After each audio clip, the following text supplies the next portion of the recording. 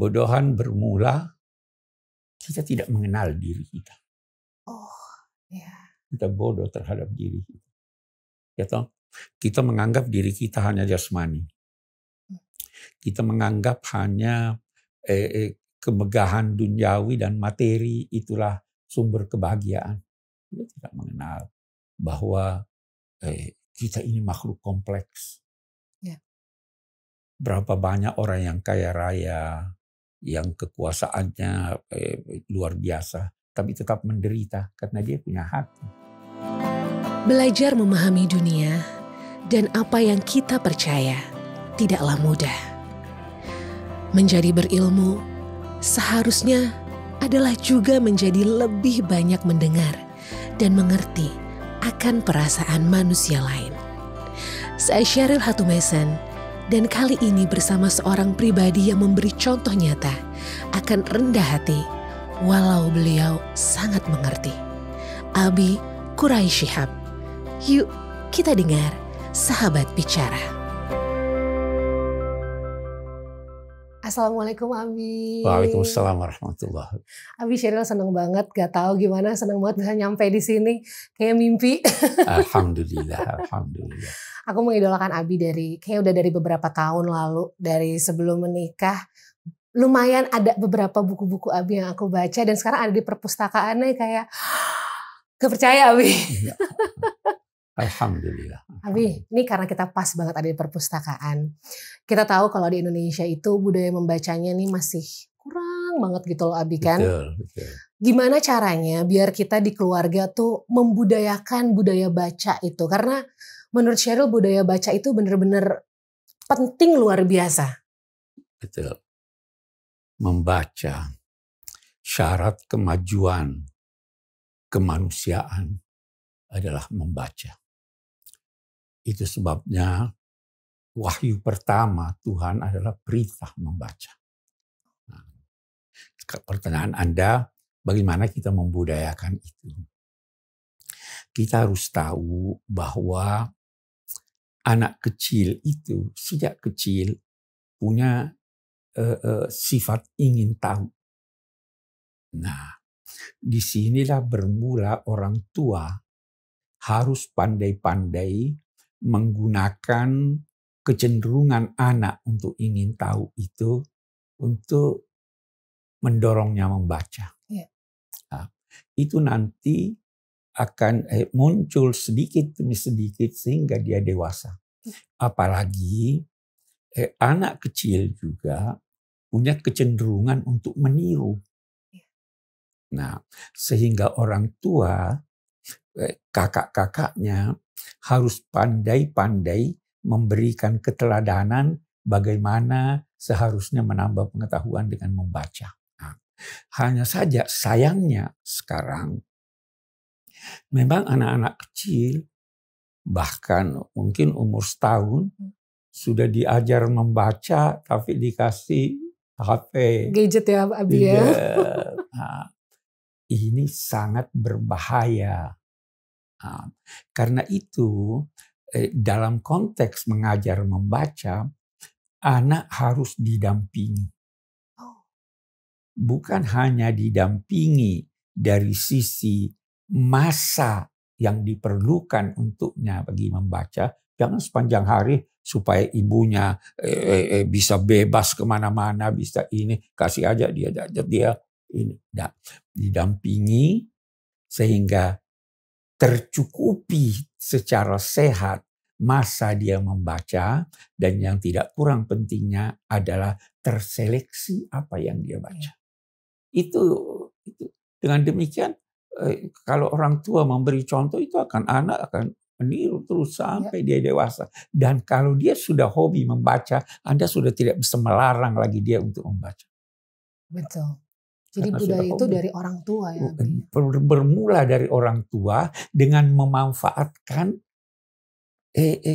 keinginan tahu anak. Ya. Jadi Tuhan sudah membekali itu dengan sesuatu yang mestinya dimanfaatkan oleh orang tua. Betul. Tapi kadang-kadang gini loh Wi. Sekarang di era modern, keluarga yang mungkin lebih modern sedikit gitu ya.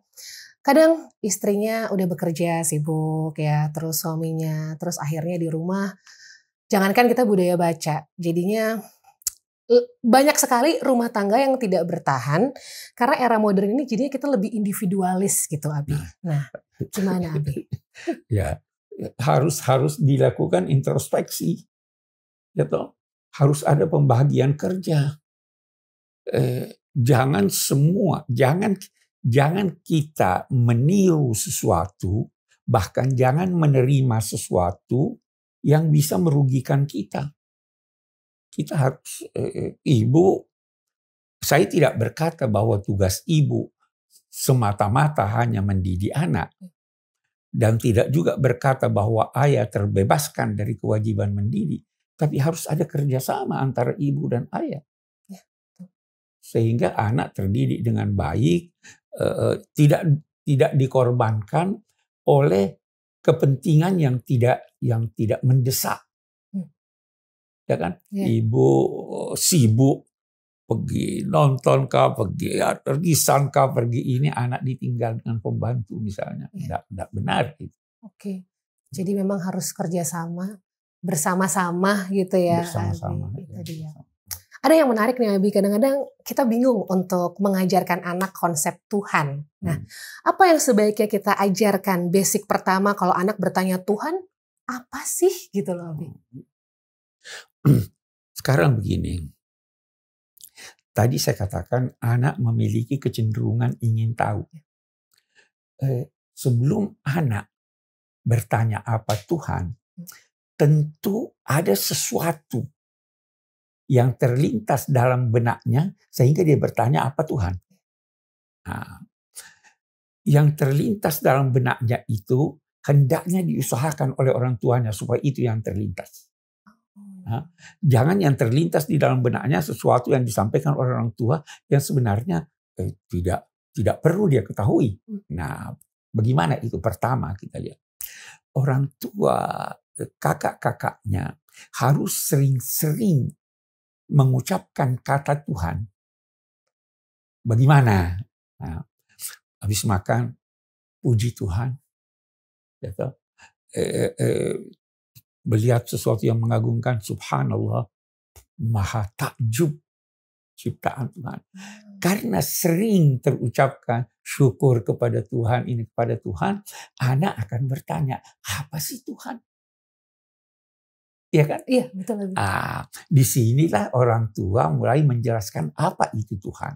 Nah, untuk menjelaskan apa itu Tuhan, itu paling baik bukan dengan kata-kata, tetapi dengan suatu praktek yang menjadikan Anda sampai pada tujuan yang ingin kita capai.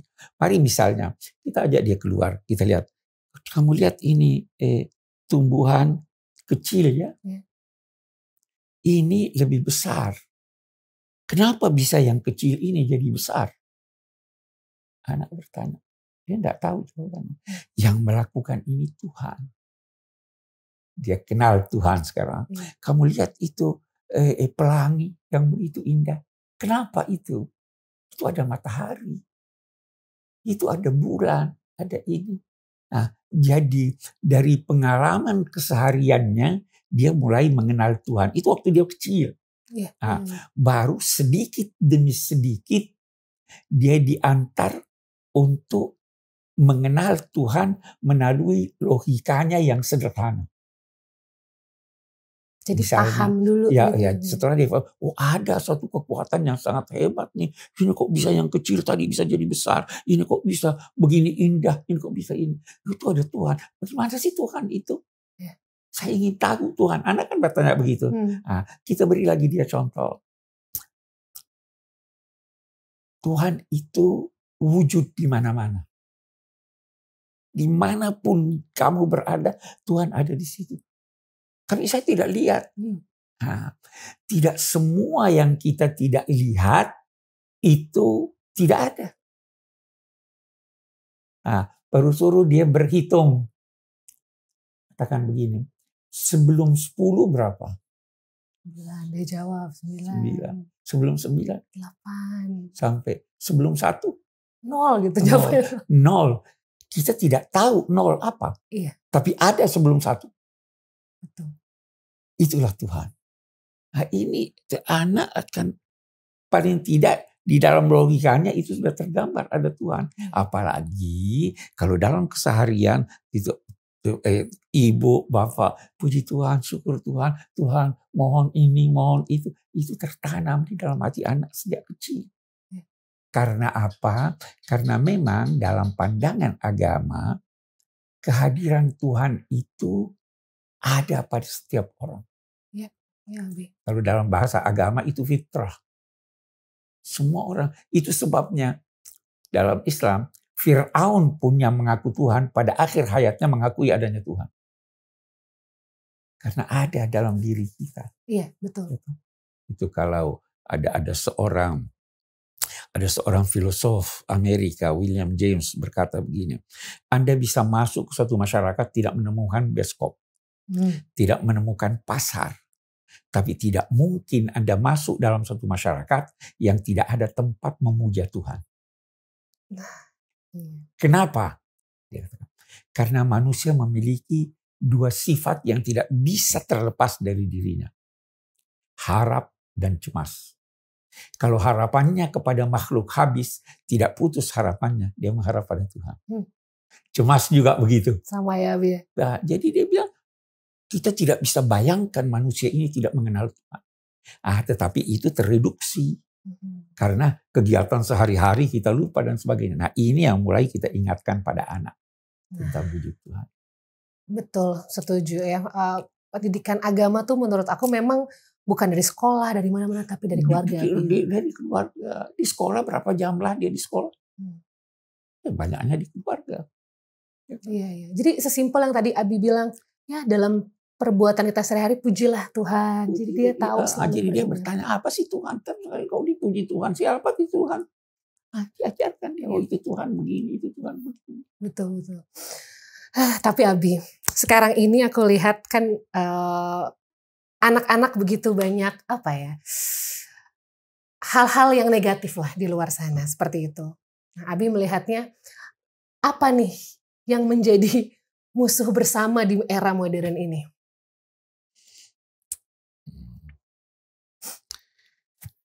Kebodohan. Kebodohan, Abi. Kebodohan bermula kita tidak mengenal diri kita. Kita bodoh terhadap diri kita. Kita menganggap diri kita hanya jasmani. Kita menganggap hanya kemegahan duniawi dan materi itulah sumber kebahagiaan. Kita tidak mengenal bahwa kita ini makhluk kompleks. Berapa banyak orang yang kaya raya, yang kekuasaannya luar biasa, tapi tetap menderita karena dia punya hati. Hatinya kosong. Jadi dia tidak mengenal dirinya. Jadi yang paling penting, atau ada ungkapan, ilmu yang paling penting bagi manusia adalah ilmu tentang dirinya. Ini menyebar. Ada kan orang dikatakan tidak tahu diri. Iya, betul. Angkuh karena dia tidak tahu diri. Dia tidak tahu diri. Dia sebenarnya mestinya tegar. Dia mestinya menolak ini. Tapi dia tidak tahu diri. Jadi kebodohan. Kembali lagi kepada membaca. Membaca tadi. Iya. Benar. Kuncinya ilmu. Kuncinya membaca biar tahu diri. Anda kira Anda ini makhluk remeh. Dalam diri Anda terhimpun segala kekuatan. Karena dalam diri manusia dihembuskan roh ilahi. Nah, ini yang kita perlu kembangkan di samping sisi jasmani, sisi rohani. Nah, kita perlu tahu itu. Tapi kalau Abi berbicara soal ilmu, kalau orang yang berilmu, aku percaya kan semakin kayak ilmu padi ya, semakin berilmu semakin menunduk. Aku ngeliat Abi juga semakin berilmu kayaknya ya semakin tenang gitu. Gimana caranya Abi biar kita tetap rendah hati walaupun kita tahu, kita banyak berilmu. Semakin berilmu seseorang, semakin sadar dia tentang kebodohannya. Nah, itu manusia itu bisa bermacam-macam. Ya. Gitu. Ada yang berilmu, dia tidak sadar bahwa dia berilmu. Ada yang berilmu sadar bahwa dia memang punya ilmu. Ada yang tidak berilmu tapi menduga dirinya berilmu. Banyak ya, Bia. Ada yang tidak berilmu tapi sadar bahwa memang dia tidak berilmu. Okay. Kita perlu berilmu dan sadar bahwa kita berilmu, tapi dalam saat yang sama bukan semua ilmu kita ketahui. Semua orang berpotensi punya ilmu. Sopir itu bisa lebih pandai dari saya yang profesor, atau dari Anda yang profesor. Dia punya bidang ilmu yang saya tidak tahu. Iya. Karena itu dalam agama Islam, ada kewajiban mengajar dan kewajiban belajar. Setiap orang adalah guru dan dalam saat yang sama dia murid. Saya guru bagi cucu saya. Tapi sekarang cucu saya bisa mengajar saya. Apalagi di era ini. Iya. Jadi kita harus sadar bahwa kita perlu ilmu. Tadi saya katakan yang pertama sadarlah tentang diri Anda, kenalilah diri Anda. Karena ilmu ini banyak, maka Anda harus pandai-pandai memilih ilmu apa yang Anda pelajari. Ketahuilah bahwa ini ilmu karena banyaknya, Anda tidak perlu tuntut ilmu, tuntut pengetahuan yang ketidaktahuan Anda tidak menambah kebodohan Anda. Anda tidak perlu menuntut ilmu yang ketidaktahuan Anda tidak menambah. Saya berikan contoh. Iya. Saya berikan contoh. Sederhana sehari-hari. Anda perlu tahu si A itu tadi pergi ke pesta pakai baju apa. Oke. Kalau Anda berkata saya tidak tahu, itu tidak menambah kebodohan Anda. Tuntutlah ilmu yang Anda butuhkan. Ya. Ilmu yang paling perlu Anda ketahui adalah ilmu yang tidak menjadi baik tugas Anda kecuali dengan mengetahuinya. Oke. Saya beri Anda contoh. Iya. Ini. Anda guru matematika. Iya. Kewajiban Anda mengajar matematika. Anda perlu tahu ilmu menunggang kuda. Iya. Kalau dia hobi. Kalau dia hobi, iya, artinya itu kembali kepada ini. Tapi bukan yang mana lebih harus didahulukan. Ilmu matematika. Ilmu yang tidak menjadi baik kewajiban Anda kecuali dengan mengetahuinya. Iya. Si guru bahasa Inggris, saya tidak tuntut dia untuk tahu secara mendalam matematika. Karena itu bukan tugasnya. Nah, Anda dalam agama, Anda wajib sholat 5 waktu. Anda wajib sholat tahajud. Tidak. Pelajari dulu sholat 5 waktu. Karena ilmu sudah bermacam-macam. Kita tidak bisa menampung semuanya. Iya, betul. Karena itu semua guru, semua murid. Waktu saya bertemu dengan Anda, saya banyak dapat pelajaran dari Anda. Anda tidak dapat pelajaran dari saya. Itu ilmu. Aku ingat terus itu. Iya. Dan ilmu itu harus yang bermanfaat. Kalau tidak bermanfaat bukan ilmu. Sekarang ini sebagian hasil ilmu pengetahuan tidak bermanfaat. Kenapa gitu, Abi? Karena tidak diarahkan untuk kepentingan manusia. Oke. Kenapa harus buat bom nuklir? AC merusak kita, mencemarkan lingkungan. Itu hasil kepandaian manusia. Mengapa kita harus meneliti ke langit, padahal di bumi masih sekian banyak hal yang perlu diteliti? Maka iqra bismi rabbik, baca demi Tuhanmu, yakni demi kemaslahatan manusia. Ya. Itu ada yang mengibaratkan manusia karena kepandaiannya seperti kupu-kupu, membakar dirinya karena kepandaiannya terbang. Kita manusia seperti itu. Jadi perlu ilmu yang bermanfaat. Betul, Abi. Itu diingat terus, bagus banget. Belajarlah ilmu yang bermanfaat untuk dirimu dan manusia lain. Untuk manusia lain. Ada satu kata-kata Abi, aku lupa di mana, salah satu buku atau di interview, tapi Abi bilang agama itu silau. Jadi kita harus menggunakan kacamata. Iya, ada hal-hal dalam agama yang boleh jadi kita tidak paham dengan nalar kita. Nah, itu sebabnya. Melihat matahari, kita pakai kacamata. Kacamata kita itu akal dan hati. Akal dan hati. Nah, ada hal-hal yang tidak dapat diketahui oleh akal. Tidak dapat. Itu cinta. Hasil akal atau hasil hati? Cinta, hati. Cinta. Hati, bukan akal. Bukan akal sih menurut aku. Bagus. Betul nih kayaknya. Akal tidak dapat menciptakan cinta. Iya. Jadi kita perlu hati. Nah, ada hal-hal akal tidak masuk di akal. Nah, karena itu ada yang dinamai suprarasional, ada yang dinamai irrasional, ada yang dinamai rasional. Ini tidak masuk di akal ini. Gunakan hati. Kalau Anda ingin mengetahui panjang ruangan ini dengan membawa timbangan, Anda salah. Iya. Masing-masing ada alat ukurnya. Manusia dilengkapi Tuhan dengan itu. Kenalilah dirimu. Jangan hanya berkata ini akal. Tidak masuk di akal ini. Oke. Ya kan? Berarti logikanya dijalankan, hatinya dipakai. Hatinya dijalankan. Masing-masing digunakan pada tempatnya. Ya kan? Iya.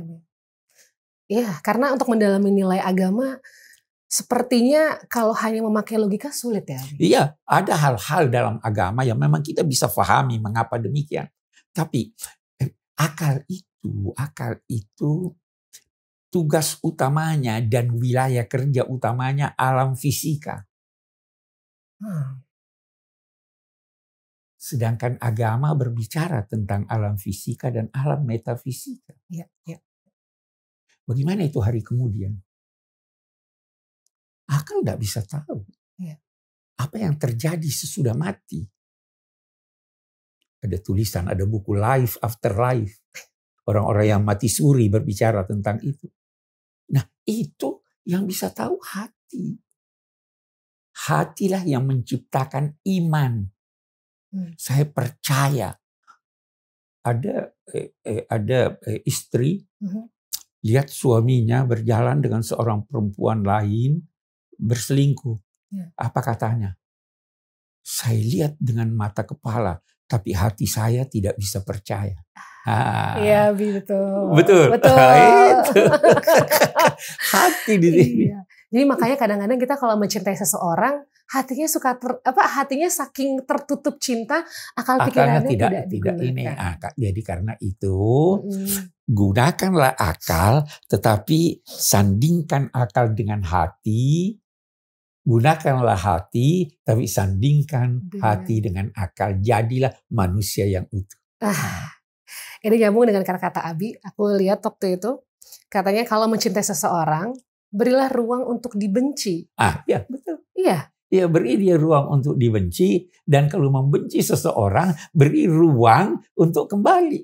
Alangkah banyaknya orang yang pernah berkasih-kasihan, membenci. Benci seumur hidup. Sebaliknya juga begitu. Jangan terlalu membenci. Oke. Jadi jangan terlalu benci dan cintanya juga menggunakan akal pikirannya. Iya, cinta memerlukan akal. Iya. Oke. Aku ingat-ingat. Cinta buta itu tidak boleh. Tuh, tapi nggak boleh cinta buta ya. Yang susah move on mungkin. Abi, ini kita masuk ke pembahasan soal yang berbeda. Kita hidup kan Abi selalu berbicara masalah damai, sesuatu yang damai, masalah toleransi. Nah, karena tadi kita membahas masalah anak, gimana caranya kita Abi untuk mengajarkan toleransi sedari dini karena kita hidup di negara yang majemuk kan. Jadi aku rasa toleransi harus dipraktikal gitu. Nah, ini dari Abinya langsung gimana nih? Sekarang begini, kita lihat. Perbedaan yang terjadi itu adalah suatu kenyataan. Betul. Anda tidak bisa menemukan dua hal yang persis sama. Dua anak yang lahir kembar pun ada bedanya. Daun dari satu pohon pun, dua daun pasti ada bedanya. Perbedaan adalah keniscayaan. Tuhan menciptakan kita berbeda. Itu satu. Yang kedua, sebagian besar perbedaan yang terjadi antar manusia bukan pilihan manusia. Ya, Anda yang pilih jadi perempuan. enggak. Betul. Anda yang pilih nama Anda. Enggak juga, Abi. Anda yang pilih lahir. Anda lahir di mana? Di Jakarta. Anda pilih lahir di Jakarta. Enggak. Banyak sekali yang bukan pilihan kita ditentukan oleh Tuhan. Saya bangga jadi orang Indonesia. Tapi saya tidak bisa marah kepada orang lain yang bangga dengan bangsanya. Tapi supaya kita tidak cekcok bagaimana? Ya. Akuilah dia sebagai manusia yang punya pilihan. Akui juga saya sebagai manusia yang punya pilihan. Hormati dia, tapi hormati saya juga. Dan penghormatan bukan berarti pengakuan pandangannya. Itulah toleransi. Penghormatan bukan berarti pengakuan pandangan. Saya akui Anda beragama Kristen. Silahkan. Saya akui Anda. Silahkan. Laksanakan agama Anda sesuai tuntunan agama Anda. Saya hormati Anda. Tapi hormati juga saya dong. Ya. Itu toleransi. Ya kan? Iya, betul. Nah, itu Tuhan atur seperti itu. Kalau dalam Islam, lakum dinukum waliyadin. Silahkan laksanakan agamamu. Biarkan saya juga. Dan kita bisa bertemu. Ya. Apalagi kita di Indonesia bertemunya itu pada ketuhanan yang Maha Esa. Kita jangan. Nah itulah toleransi. Jadi kita ajarkan itu dari kecil bahwa perbedaan memang adalah keniscayaan, bukan saya. Kalau kita mau bisa ini dengan mengikuti tuntunan Tuhan. Semua agama mengajarkan toleransi. Iya. Iya kan? Betul. Sulit untuk mengajarkan anak-anak di zaman sekarang, Abi ya, mengajarkan toleransi, mengajarkan hal-hal yang negatif gitu di luar sana. Tapi sebetulnya apa yang harus dipunya oleh orang tua nih, Abi ya, orang tua ketika dia mengajarkan anaknya atau ketika dia sebagai seorang contoh di anaknya, apa yang paling penting di masa sekarang? Saya ingin berkata begini, anak itu manusia juga, itu satu. Yang kedua, anak itu punya perasaan.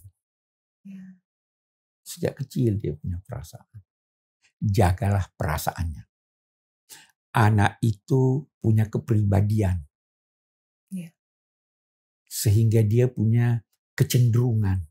Hormati kecenderungannya. Nah, kita sekarang lihat.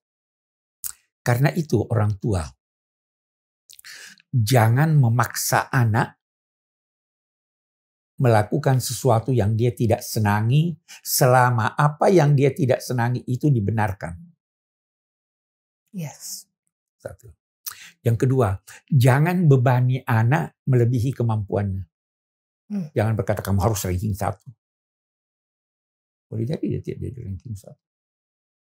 Tapi katakan kamu harus belajar bersungguh-sungguh. Tidak harus ranking 1. Nah, jangan jangan lecehkan anak. Bahkan jangan pukul anak.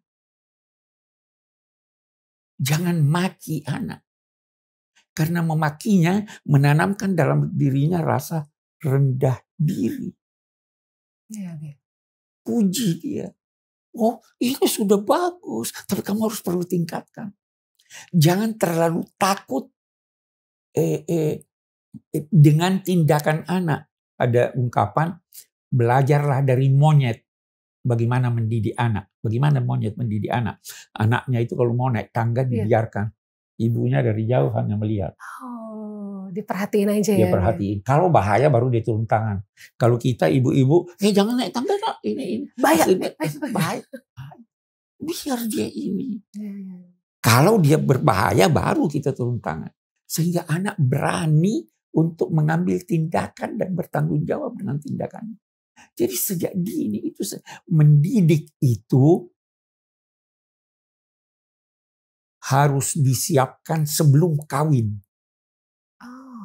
Nah, ini prakteknya gimana nih disiapkan sebelum kawin? Kita yang banyak membaca bukunya, ilmunya dulu. Sebelum kawin.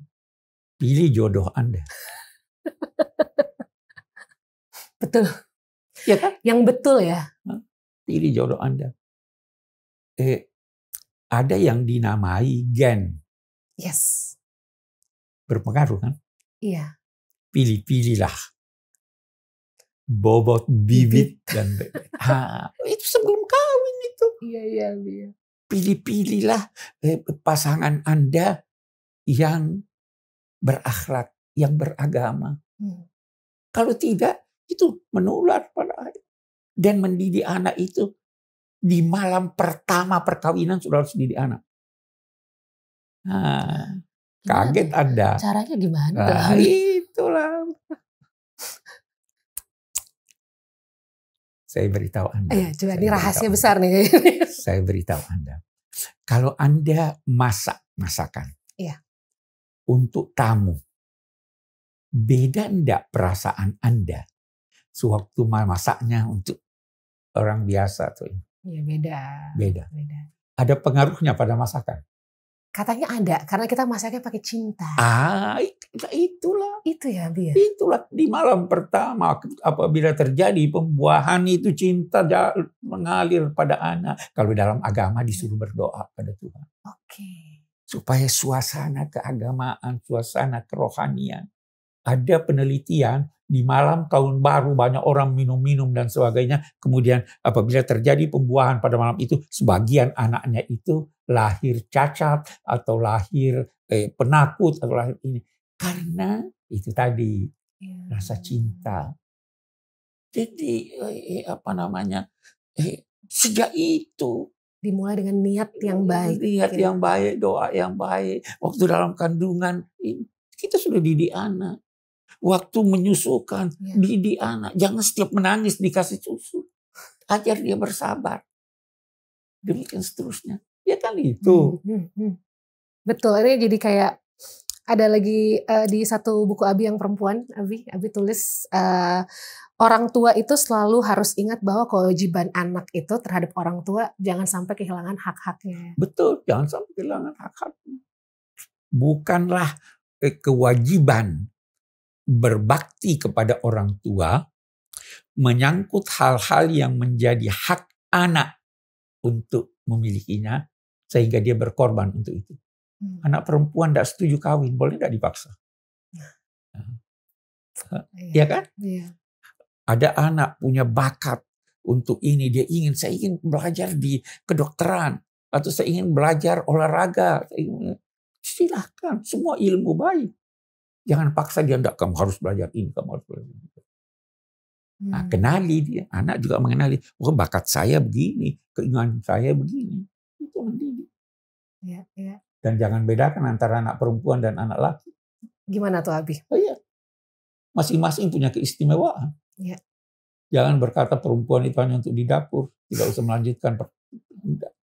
Silahkan belajar. Ya. Iya kan? Betul. Okay.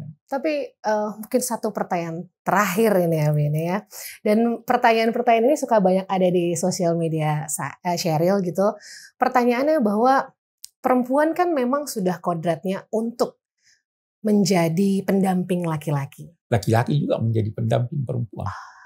Boleh jelasin Abi? Loh iya dong. Tanpa perempuan, laki-laki tidak akan hidup nyaman.